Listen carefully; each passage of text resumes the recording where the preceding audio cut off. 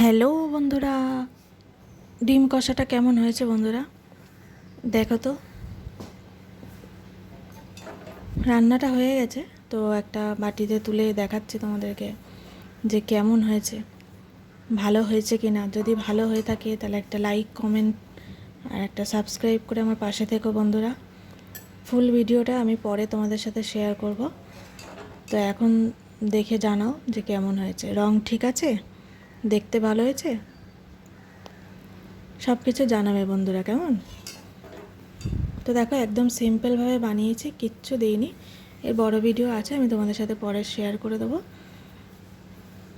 সামান্য কিছু মশলাপাতি দিয়েই বানিয়েছি।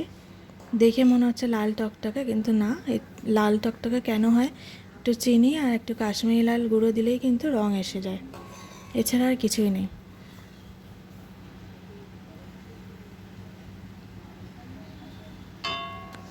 তো দেখো বন্ধুরা, দিয়ে দিলাম, এটা তোমাদের জন্য দিলাম, তোমরা খেয়ে জানাবে যে কেমন হয়েছে। আলু দিয়েছি আর একটাই ডিম দিয়েছি। বাটিটা ছোট তো, বাটিতে ধরবে না আর।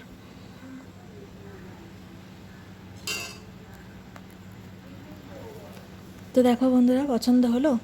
যদি ভালো লেগে থাকে তাহলে একটা লাইক করে দিও, একটা কমেন্ট করো বন্ধুরা যে কেমন হয়েছে আমার রান্না, আর আমার রান্না তোমাদের কেমন লাগে সেটাও কিন্তু জানাবে। কেমন?